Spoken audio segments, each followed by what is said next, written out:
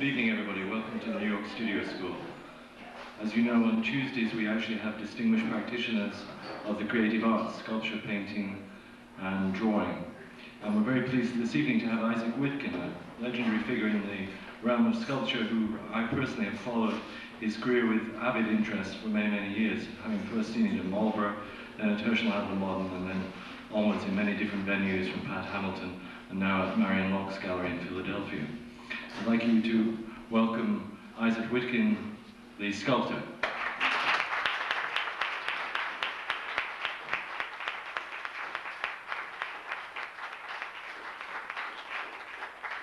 Thank you very much. I'm pleased to be here with you tonight. A little bit daunted by all the familiar faces. It's harder to talk to friends than to an anonymous audience. But anyway, could we have the lights off? We could start rolling.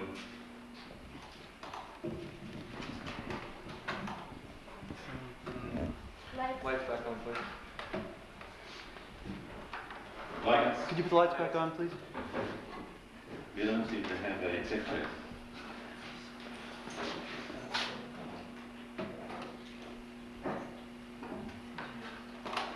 There we go. Okay.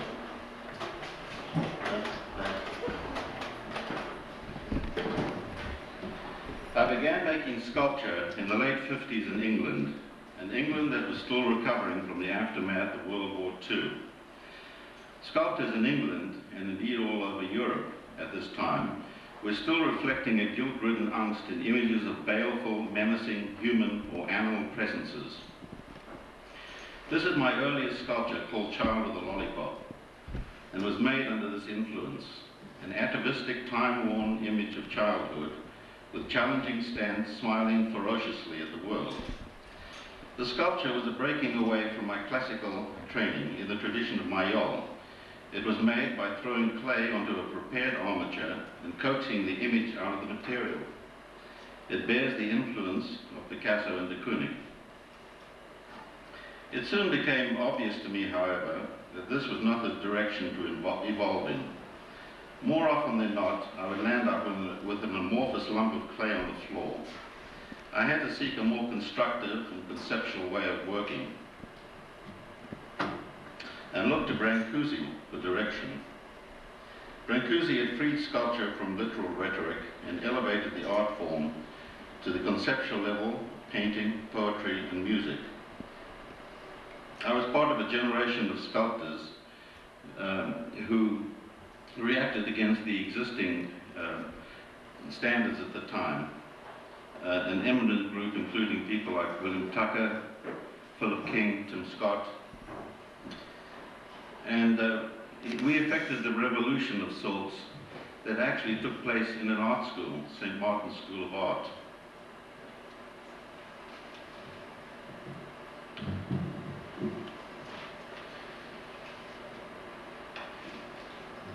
Sorry, I'm having a little bit of trouble with the lights.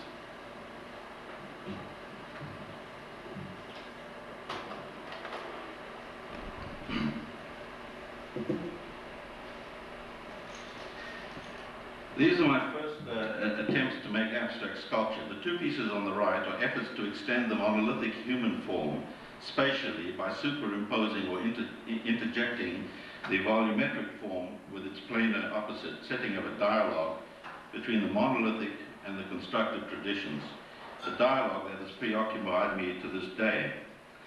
Color is used to neutralize the material and to heighten the plastic relationships between the parts. At the time, color was considered a safety belt into the unknown. It freed one from traditional attitudes towards materials and the heavy historical precedents associated with the use of bronze, stone, and wood. It freed one from the seduction of the beautiful grain of wood, the shine of marble, and the assumptions of weight and density that go with it. At this time, I used wood and fiberglass, which I painted. In 1965, I arrived in America to take up a teaching post in Bennington, Vermont. During this year, I made a group of sculptures in fiberglass which came from a direct response to my rural environment.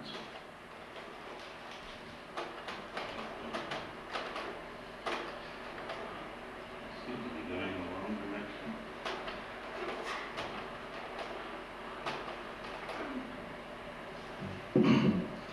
The gentle rhythmic flow of the hills, enlivened by the violent color changes of the seasons. The group is called the Vermont Series, or Four Seasons, and represents for me a struggle to progressively open up my work into space. The mound-like mass of Vermont 1, which is this, is to the open-flung state of Vermont 4 as a fist is to an open hand. 1, 2, 3, 4. What is of crucial importance about these pieces was my first success in expressing mass and volume using non-literal means of surface alone to imply this. The surface nature of these pieces lent themselves readily for translation into steel, which enhanced the springy tensions of the forms.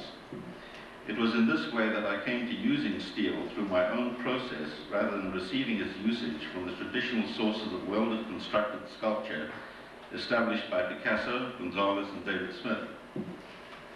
Later, my work became more aligned to these masters.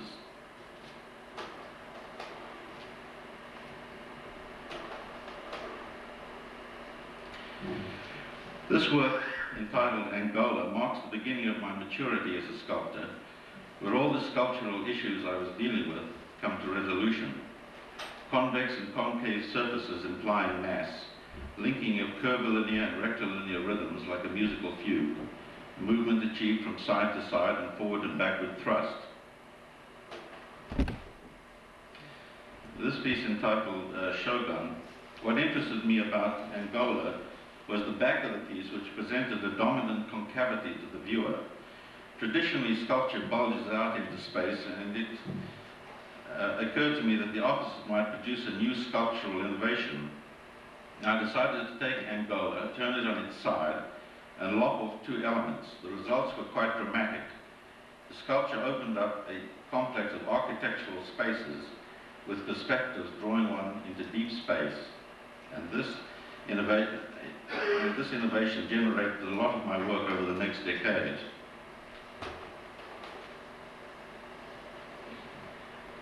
It's an attempt to make a sculpture with three disparate units choreographed for unity, lunging back, lunging forward, and hovering, a kind of relationship.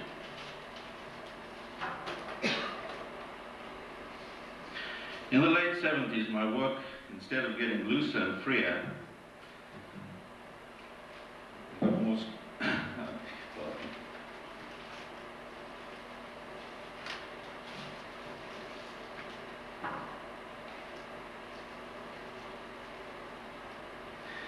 After this, my work took another direction, starting to explore the possibility of extending language by cutting up mill-stock steel at odd angles and adding more complexity to my compositions. The results drew me more into a linear cursive style, losing some of the massive presence of my previous work.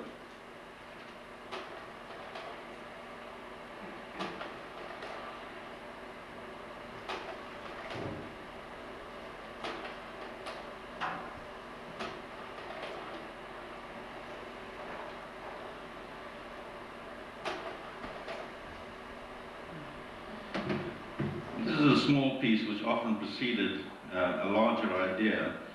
There was an interesting idea implied by the top plane of this piece. And when I was commissioned to do a sculpture for Storm King,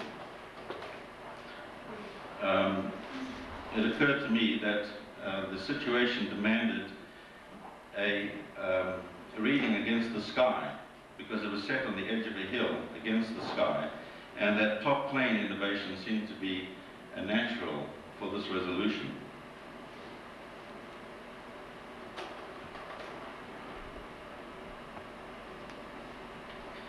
This was a group of work I did as a result of industrial punch-outs. Industry would discard the shapes and keep the circles. The pieces were an attempt to make sculpture with a lateral sprawl so that one could see the structure in its completion from any single point of orientation.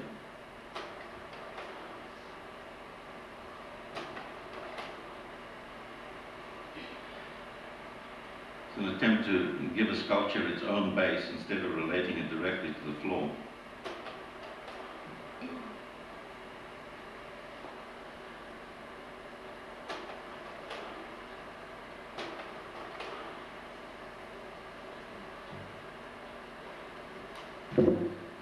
At this point, I felt the need to return to the monumental possibilities implied by Shogun and Nagoda. And this time, I was able to augment the major masses with minor masses, sometimes in the form of ornament to lend richness to the concept. In the late 70s, my work, instead of getting looser and freer, however, this is just a group, using some of the innovations of Shogun, the dominant concave aspect, a large piece, again exploring the idea of an overhead plane.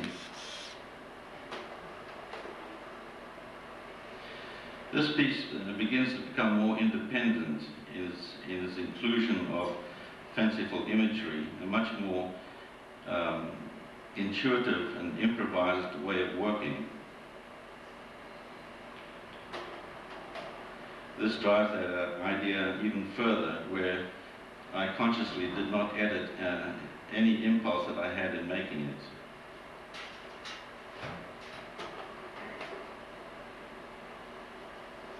Again, the idea of creating a deep space resolution with sucking you in from a foreground to a middle ground to a background,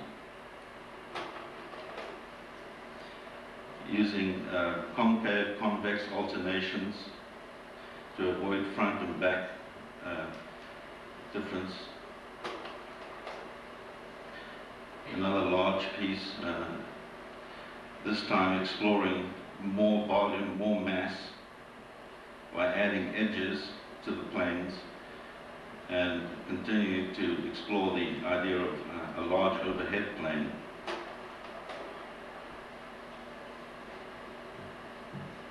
The sculpture that was divided into a left and right and the resolution of a bridging arch so that it wouldn't divide. This piece was inspired by some of the ancient archaeological sites in India, astrological sites, Jantamanta in particular. And it's an attempt to make sculpture into a personal architecture and get away from its reading as an object. One can actually walk through underneath the roof. And that's another variation. Yet another, some such inspired work. This time giving the sculpture a conscious center. Normally I would avoid making a center to the piece in order to obtain abstraction.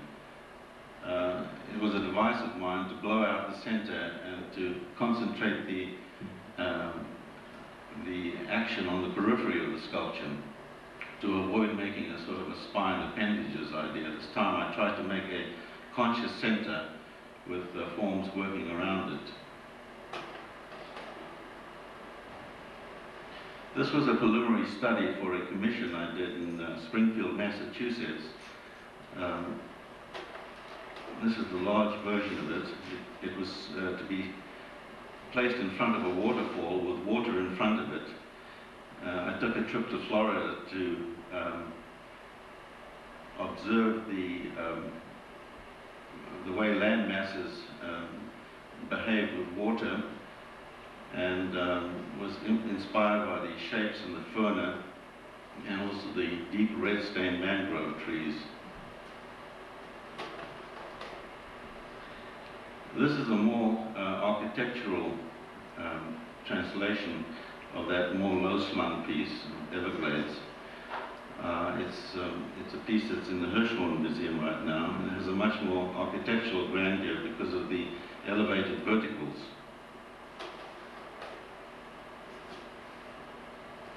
It's an attempt to relate sculpture directly to the ground, set up a tension between the ground and the form.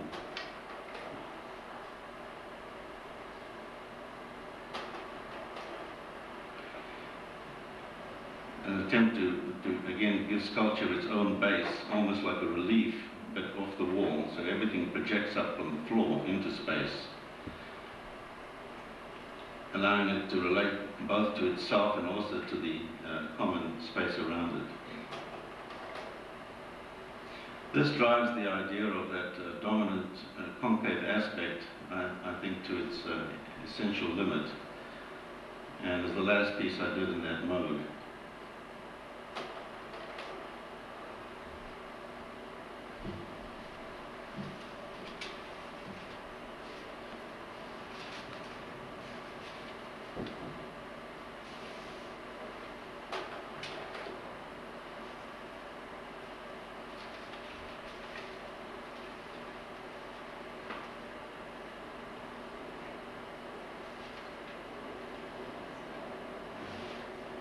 In the late 70s, my work, instead of getting looser and freer, got more strictly formal and tightly reasoned.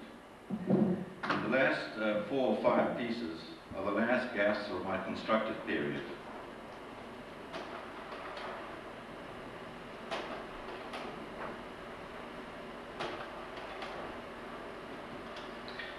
It was public commissions like this that was mainly the cause of this trend. Public sculpture requires a shifting of gears for most sculptors who are concerned with directing their work for private contemplation.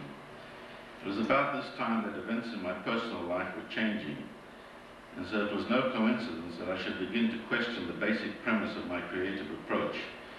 I would prowl junkyards to find ever more interesting shapes, to escape from the constricting language of mill-stock steel products such as plates, I-beams, angles, and rods. On one such occasion, my eye fastened on a slag heap of stainless steel spills, which were leftovers from the casting industry. In a moment of intuitive recognition, it seemed to me that these shapes contained a potential for a natural organic language of form, a primal lava-like flow before geometric consciousness.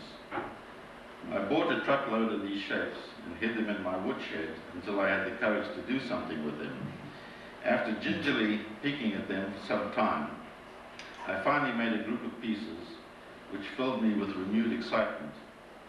The works were wild and uncontrolled, and my vision was so far ahead of what I was able to achieve that I was totally unaware of how clumsy and inept they were. I had a show of them at the Marlborough Gallery, which was poorly received, acknowledged only by a few who could look past appearances to see what I was trying to do. At this stage, I was locked into relying on found shapes over which I had little control. I realized that in order to develop, I had to explore the process at source. I had the good fortune to be introduced to the Johnson Atelier in Princeton, a new high-tech casting facility where I was given the freedom to experiment freely with a molten material at source. It was like learning to make sculpture all over again. I took courage from Cézanne's words, "I feel like a primitive of a new art." Up until now, I had carefully avoided bronze as a material because of its ready art look and its overwhelming historical precedence. Here was a chance to redefine the material for myself, to bypass all the traditional methods of casting and to use bronze in and of itself, and not as a material other materials were translated into. I welcomed the challenge to explore the properties of the material in its primal state, and to observe and study its behavioral flow, its texture and surfaces when poured at different temperatures and onto different surfaces.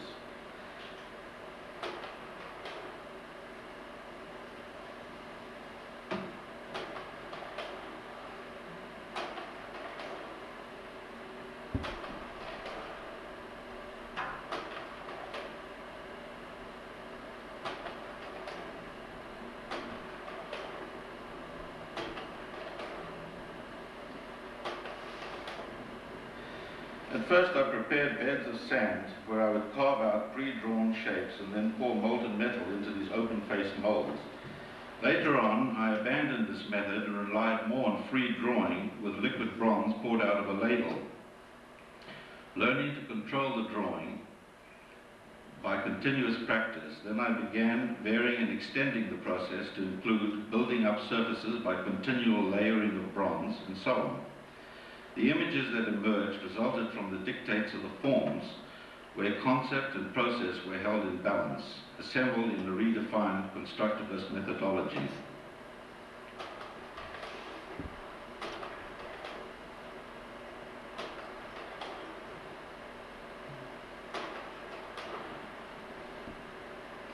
At first, I was content to make relatively flat, shallow-spaced pictorial resolutions.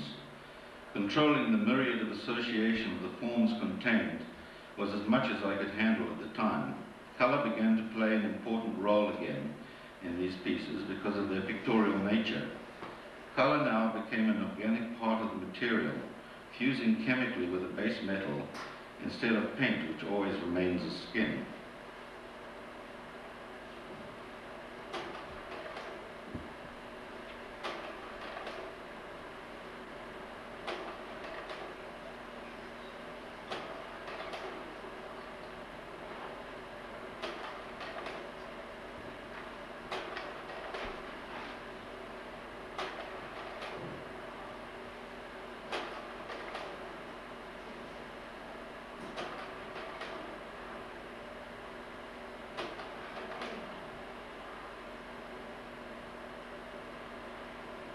A piece inspired by Japanese ink drawings.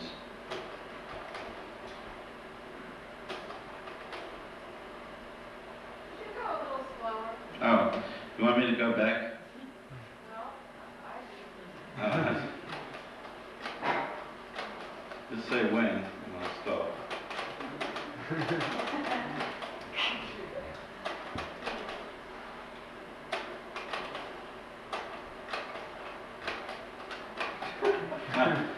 Well, we'll pick it up from here.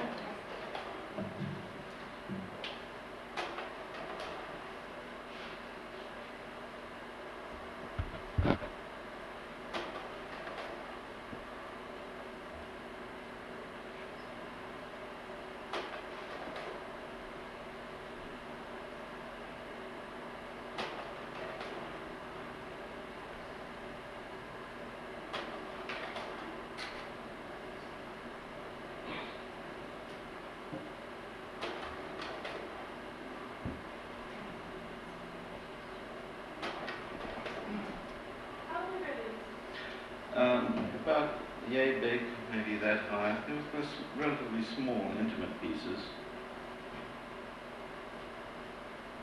And you said you poured often on the same floor in order to review that volume? I'll show you some pieces that I'm talking about that do that later on.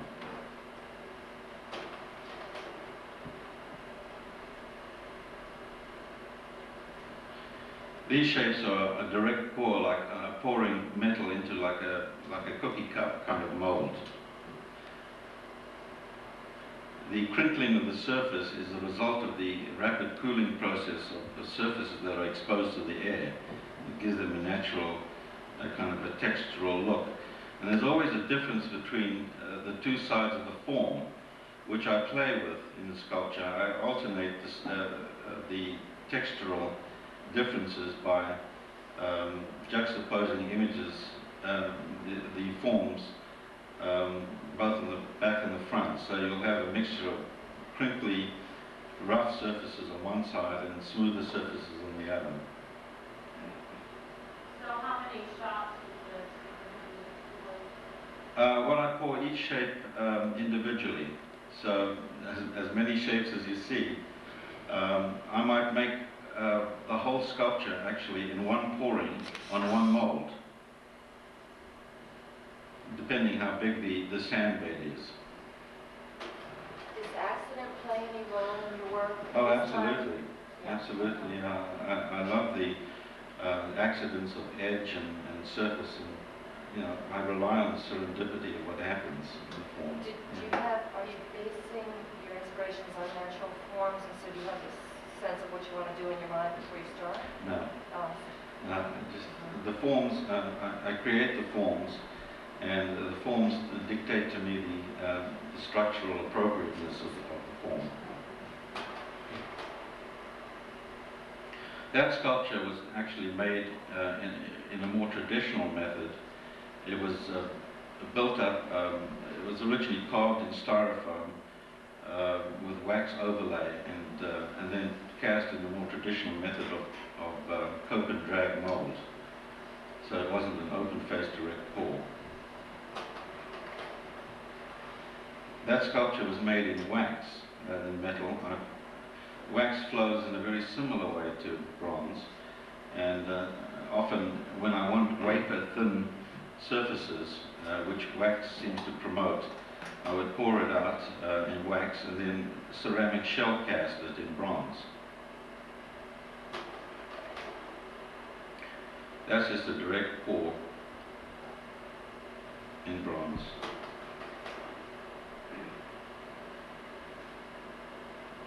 How big is this one? It's a tiny piece. It's no more than 10 inches tall.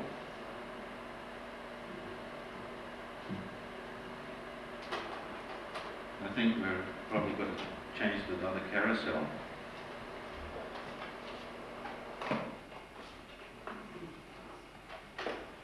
can you melt down the bronze if you're not happy with what you've been working on? That's the wonderful thing about bronze. You just throw it back in the pot. You can use it infinitely, over and over again. Nothing's ever wasted.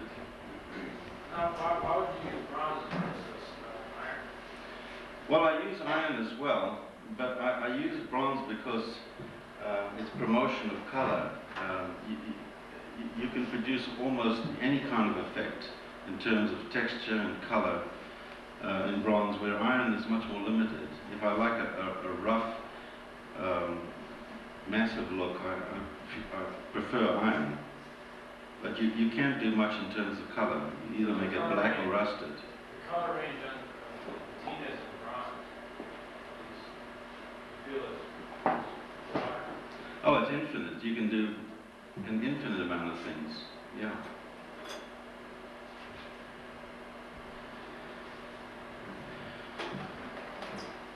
What I had achieved in these bronzes was an intuitive process of shape making, which has all the freedom and spontaneity I had always craved. And it seemed to suit my quixotic temperament as well. I began to master the process. As I began to master the process, the central problematic concern of my art became clearer to me.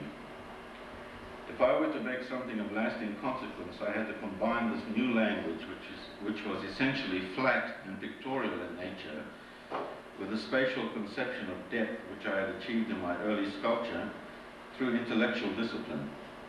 Deep space is intellectual space. The process of reclaiming volume and spatial density became central to my sculptural aims. To the degree to which I can achieve this, I rank the success or failure of my work.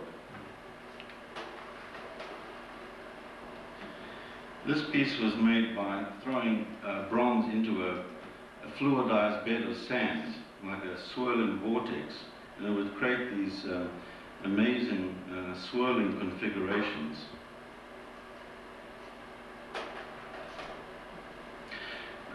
This is the piece where I mentioned about building up surfaces by layering on the bronze. I would pour successive layers of bronze, one on top of the other, to build up this kind of woven deep surface. That's another example.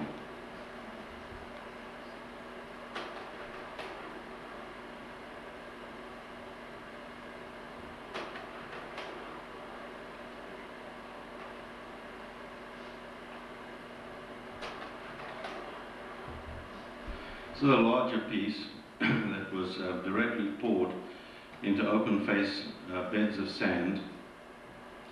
The resulting shapes are always flat, and in order to give it concave shaping, I would use a hydraulic press to achieve convex and concave alternations. That's another of those pieces, which it would take two pots of bronze, maybe 400 pounds, sometimes to pour a single shape and to fill up the mold without the mold cooling off because of not enough bronze in it. And I would pour from both ends to make sure that the mold was totally filled up.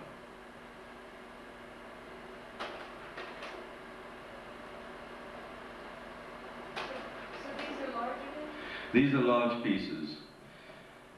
I began to feel the need for more imperial volume at one point. Dealing with all these flat shapes was leading me away from something more concrete that I was trying to achieve. So I began, at this point, using my flat drawings as a basis, flat drawings in bronze, because every shape I make is generated by the behavioral flow of bronze. I don't impose any shape. It's, the language is evolved purely naturally. What I would do is give a volumetric amplification to the forms. So I would start with a flat sketch and then amplify it by modeling it in plaster, or starting with a basis of styrofoam and adding plaster on top of that, or wax, and then casting it in the traditional method of hollow core sand casting.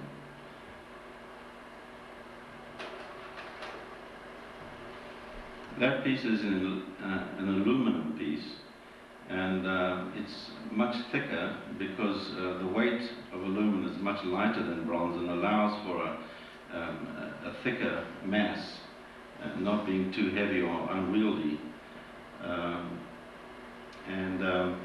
This was poured aluminum directly into flat molds at about 2 or 3 inches thick.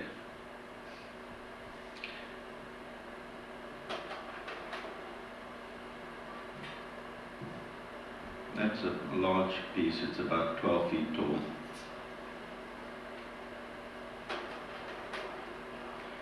This is a commissioned piece for the city of Pittsburgh. There was a theme requirement that required one to make a sculpture that concerned itself with labor and industry in the area. And I chose the theme of the 3 rivers, which seemed to me a very important aspect of Pittsburgh. First, because of its convenience as a military base, and then as a fruitful area for industry to flourish. Using the module of the confluence of 3 rivers as a sort of tripart module, I made a sculpture that is a sort of a metaphor of flowing rivers and the flowing metals of industry, with a kind of conceptual crucible up top. What's unusual about the piece is that instead of working from the ground up, the piece starts from the sky and ends up on the floor.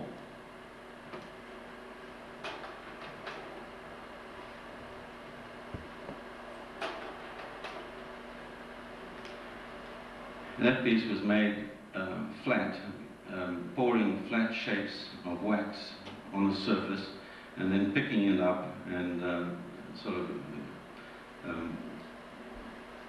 bending it around and folding it into space, essentially coming from a flat plane. That's another commissioned sculpture. Again, they love theme requirements. And sometimes they help, and sometimes they're very difficult to adhere to. In this case, it seemed to fit into the scheme of my work. They wanted, it's a Department of Transportation commission, and they wanted a sculpture that embraced something to do with transportation. So I chose the 3 modes of travel: earth, water, and sky, which I called the piece, to try and make a single image out of those 3 different elements.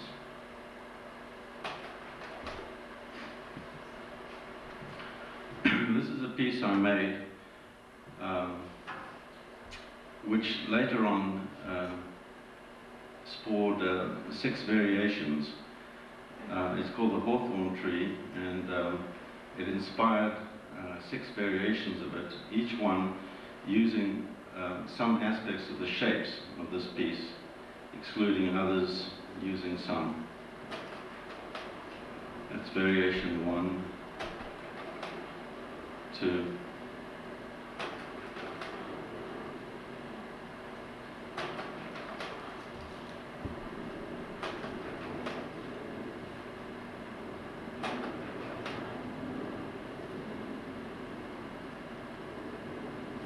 The return to a more conventional kind of biomorphic volume for me was necessary at this point.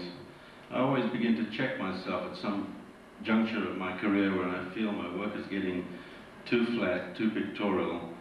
I always try to steer it back to a volumetric substantialness. So I feel the need to go back and reinvestigate that in order to go forward again.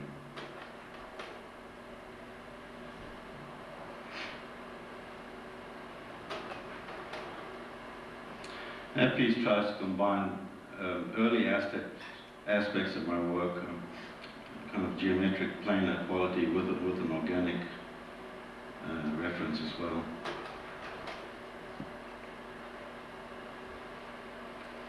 Again, this is a freely drawn kind of aerial drawing. All the elements drawn directly in the sand, poured, and then bent and twisted by means of a hydraulic press and organized and welded in space.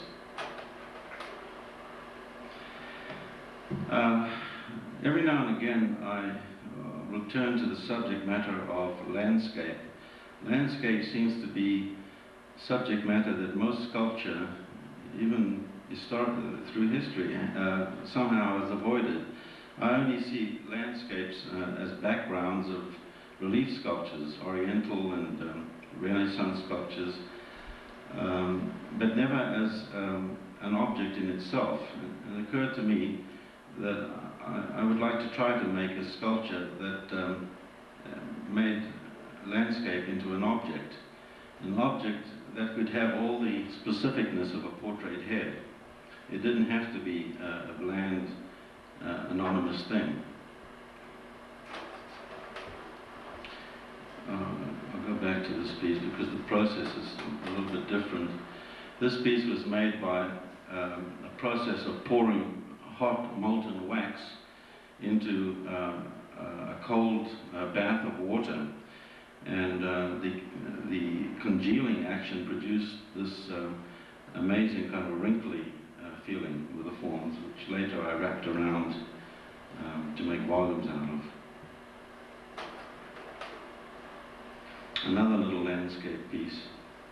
It's a piece that relates to an early steel sculpture of mine called Africa, which you saw this time with a whole different feel about it. I call it Out of Africa, out of my Africa.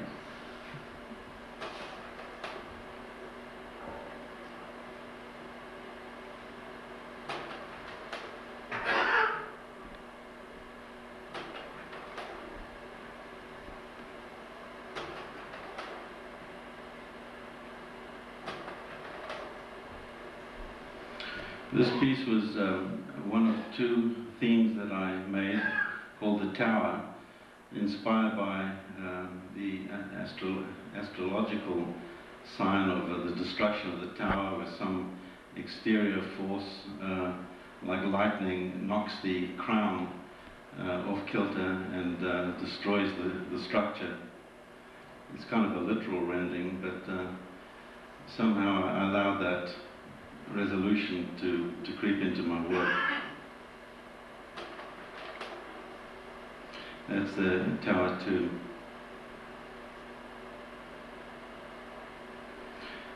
There's a much more conscious attempt to wrap surfaces around now to create volumetric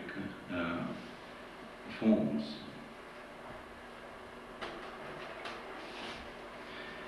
That's a study that preceded a large stone carving. I tried my handed stone carving, which I hadn't done since I was a student. I was given an opportunity to work in a stone yard in Allentown, Pennsylvania, where there was some available granite and technological help. Unfortunately, I wound up carving it all myself by hand and almost killed myself. But this is the result of the piece. It's a large piece, all handcrafted.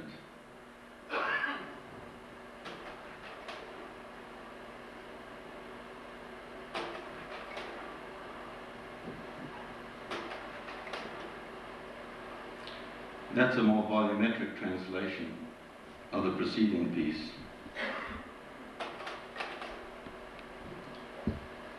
And it's a sort of illustration of how I'll move from a sort of a flat planar thing to a volumetric resolution, which again is a study for a future carving.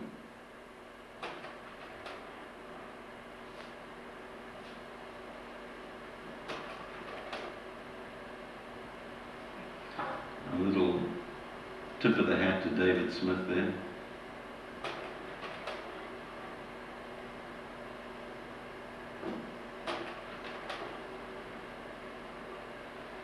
This piece was made by pouring adjacent droplets of bronze, one next to the other, to create this sort of separation, linear separation between the elements.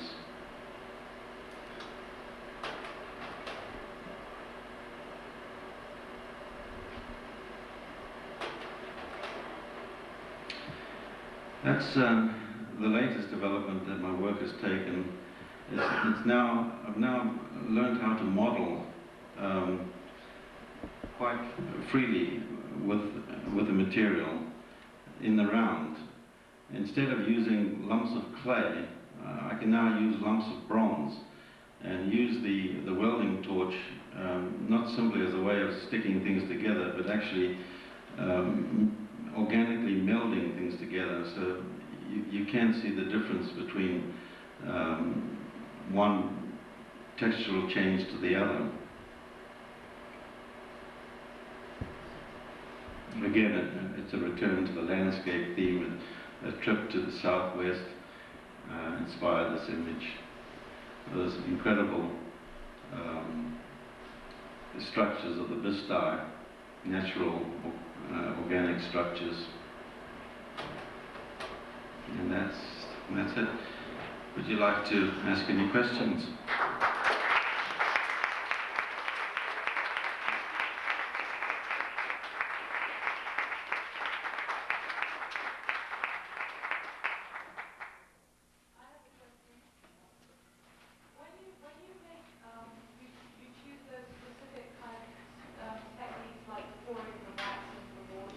Yes. The different things that you described.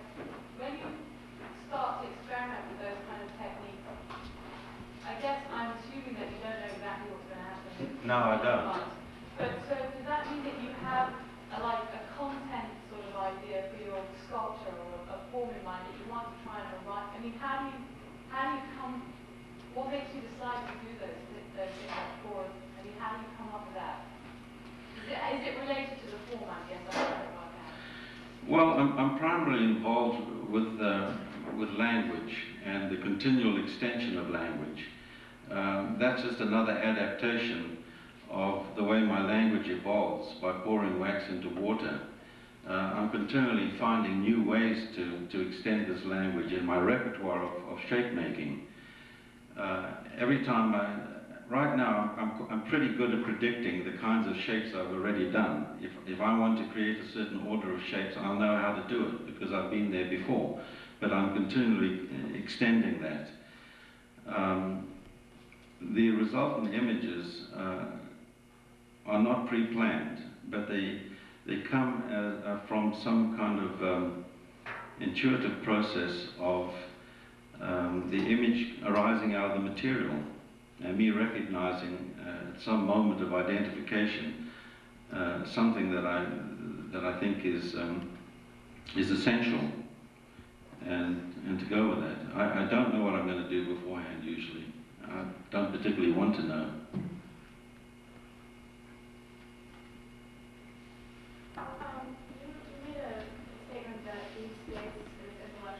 Yeah. I was just wondering if you could expand on that. Well,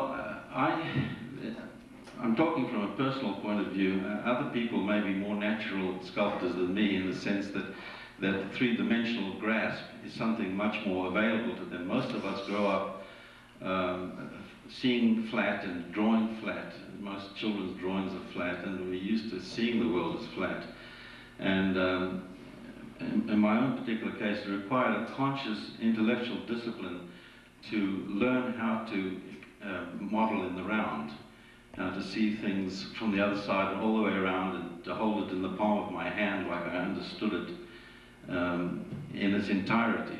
And that required some kind of intellectual effort on my part. The process started from life modeling, where you have to do that. You can't take up from one single aspect of the figure and hope to be able to give a convincing volumetric representation of it without walking around the figure and actually thinking and perceiving and comprehending how this thing works and evolves in space.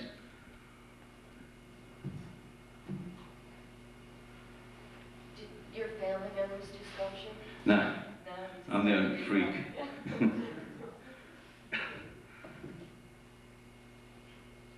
I had a question about I guess about your work and also the other people that you mentioned coming out of St. Martin's. Yes.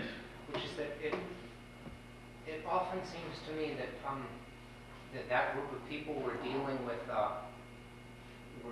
were in some way it felt like modeling a kind of core volume was somehow so, I don't know if it was bankrupt or unacceptable, or that you couldn't deal with it, so that you all almost like, as you said, like exploded the Right. center and sent it all out to the periphery. Correct. And then in a certain way, it seems to me like you've all carried some kind of latent desire to get back to that core model. That's volume. exactly true. And have spent your entire career sort of attempting to pull it off on your own terms. That's exactly true.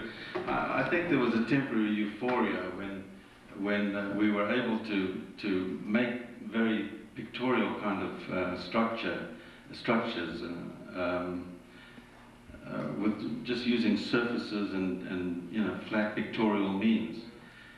But somehow, when the romance of that dies, and it does die quickly, one yearns for the material solidity again of sculpture.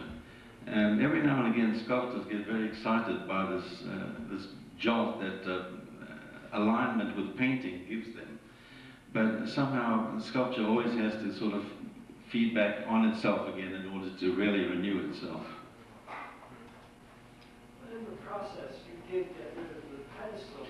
Well, yeah, we got rid of the pedestal, we got rid of a whole lot of other bad habits. We started thinking about scale in a new way, as you say, getting rid of the pedestal, putting it directly on the ground. Color gave us a fresh insight into shape making, different orders of shapes. We weren't locked into biomorphic modeling and that kind of thing. The dismal caricature that English sculpture had degenerated into, like a box with a pinhead and two legs. I mean, that was the formal innovations of English sculpture at the time. We were able to get rid of all that and involve a whole spectrum of shape making and structure making. Yeah, Phyllis? I said, why would you reject the figure but continually accept making references to landscapes? Because I think that landscape somehow is more abstract than the figure. I think one can more readily invent in landscape, whereas the figure, you're locked into so many other agendas. At least I am, because I'm from that tradition. Maybe someone of another generation won't have those same historical hang-ups that I had. I had to get rid of that baggage. I thought I saw lots of figures. Well, yeah. I mean, every now and again, a figurative element will present itself in my work, and I won't always edit it out. You know, I think if it's an essential part of the structure, I'll leave it, and I'll admit those references. Yeah. Have you studied classical sculpture? Well, I began my training in a classical manner.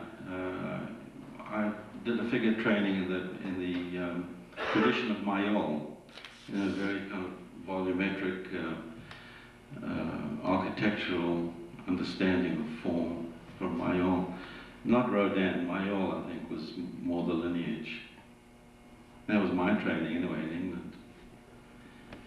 And then, you know, I worked briefly with Henry Moore as an apprentice, so I had an understanding of the figure through him, although he had already abstracted it drastically since then.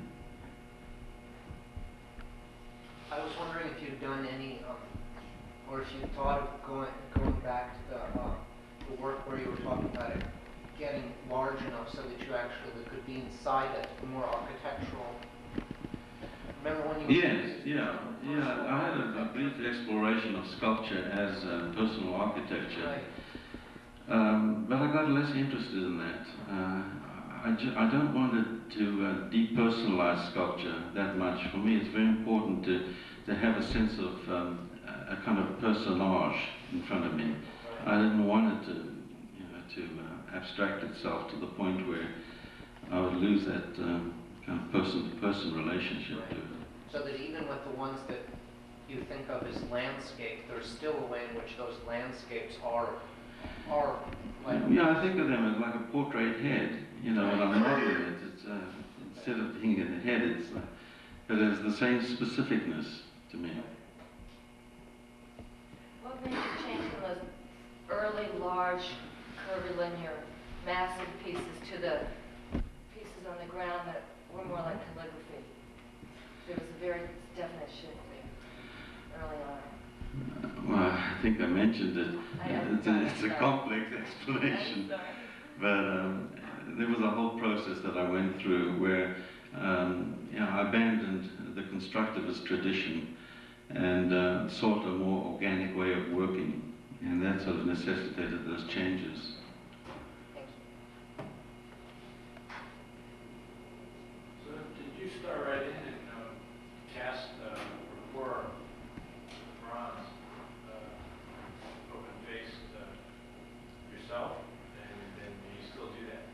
I still do that, yes. I don't work alone. It's too dangerous to work alone. In case you hurt yourself and no one is on hand, you're in real trouble. So I've always had either one person or, in a foundry situation, groups of people around helping me. And you've been down in the same foundry since you started casting? Oh no, I've long since stopped working at a foundry. I work on my own now. I have my own furnace. Yeah. How old were you when you left Africa? 18. 18. Mm. Do you think growing up in Africa, like the visual experience, has affected the kind of shapes you choose, particularly in the landscapes? Oh, I definitely think so, yeah. Even some of the early steel sculptures, I think one is very influenced by your first experience of sculpture, which is African sculpture for me. That was the only sculpture I saw then. And then, of course, the geographical place that you live in. I think the sense of space and light and that, it gets in somehow.